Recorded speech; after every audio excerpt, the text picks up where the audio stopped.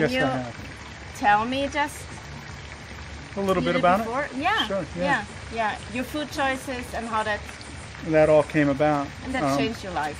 Okay.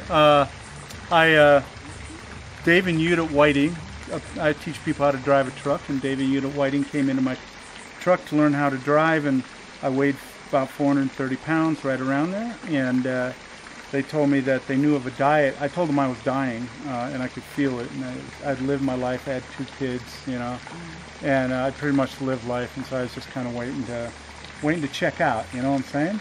And basically they told me that they knew of a diet that I could go on where I could eat all the food I wanted, and the weight would just fall off. And I was like, well, I've already been on the Atkins diet. Not that I'm saying anything's wrong with the Atkins diet. I'm just saying I had been on it and it did not work for me. And so they said, well, this isn't the Atkins diet. And they were in my truck for like 2 or 3 weeks. So when they told me about it, they said, well, it's raw, vegan, organic, and you just eat it all and you eat as much as you want. You don't have to worry about it.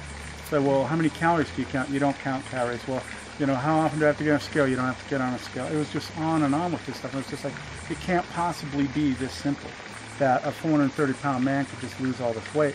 And at the time, I had type 2 diabetes, and I was taking double doses of metformin, Actos, and glyburide. I was going down to Mexico and getting more dosages. Anybody that's a diabetic knows what this means. It means I should have been on insulin for at least a year. And so I was doing that because driving a truck in the United States, they have a medical card and you can't be on insulin. I was also eating about 4 packs of Rolaids a day. I was on over 20, somewhere between 22 and 25 prescription medications just to keep me functioning at the obese weight of 430 pounds. I always tell everybody it takes quite a commitment to truly be obese. It takes as much a commitment to be obese as it does to be raw food. You know, again. The difference is it's a heck of a lot funner to be raw food and organic. That's the big, huge difference in it all. So about the 10th day or so of being raw, I told Dave and Judith that I couldn't stay raw because I didn't think it was going to take to it because it just was like so bland and so plain. And so they took me over. We were in LA and we bobtailed this big, huge rig into Santa Monica and parked it right next to Giuliano's Planet Raw. And I mean, the cops even, we just put the money in the machine, they didn't even give us a ticket or nothing. And we went in there, and that was my first experience with raw food restaurants. So I'm heavy on 3 things. One is colonics, the other is dark green leafy vegetable juice, and the third is supporting the raw food restaurants that are in existence, because without that food, I don't think I would have made this transition to raw. But I found the places up and down the I-5 corridor, because I drive from Seattle to San Diego and back, where I could do this. Then Dave and Judith got out of my truck after they were done training, and I explained to people that I taught them how to drive a big rig, and they taught me how to live life to its fullest and live life on the life force. And they told me that the day would come when I'd start feeling everything I'm putting into my body, and my body would just start naturally gravitating it over to a period of time to where I would just desire what was best for me. And that is so true. That is so true. Then about 3 months into raw, I'd lost about I knew exactly because I saw my doctor down. I lost 89 pounds in 3 months to the day. And then, but I was still eating fruits, and I'm a diabetic, so my blood sugars were still high. So my doctor told me she was going to put me on insulin, and Dr. Gabriel Cousins had just written this book called There Is a Cure for Diabetes. And I got that book. Dave and Judith, I called them up in New Zealand and said, you know, get this book. I can't remember if I called them. The bottom line is I called them up in the museum. They told me to get this book. I got it, and I did exactly everything in that book. And in 4 days, my blood sugars plummeted from the high 300s, like 380, 390. So you understand, if you're not diabetic, what your blood sugar should be running is somewhere between 80 and 90. I have consistently, since the 5th day of this diet, been running between 85 and 89 on my blood sugar. So right around 87. This has been going on now for 2 years. I mean, in 4 days, I got off of 3 diabetic meds. And I've seen many, many, many others do the exact same thing.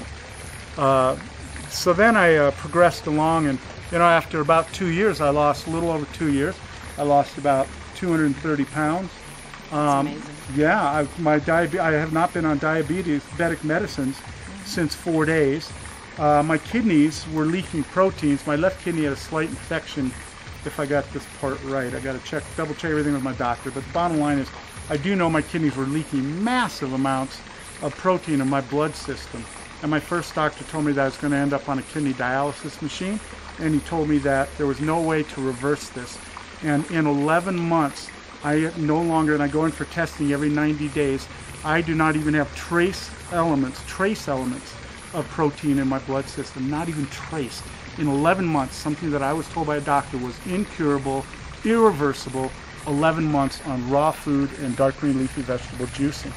I had the beginning of stage 2 or very late stage 1 colon cancer. That was gone in 6 months of dark green leafy vegetable juicing.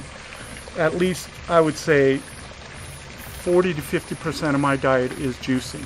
And I get people all the time and they say, well, why juicing? It's not found in nature. And I just look at them, I'm like, neither is smog, neither is rubber, neither is plastic. I mean, it just goes endlessly on and on and on.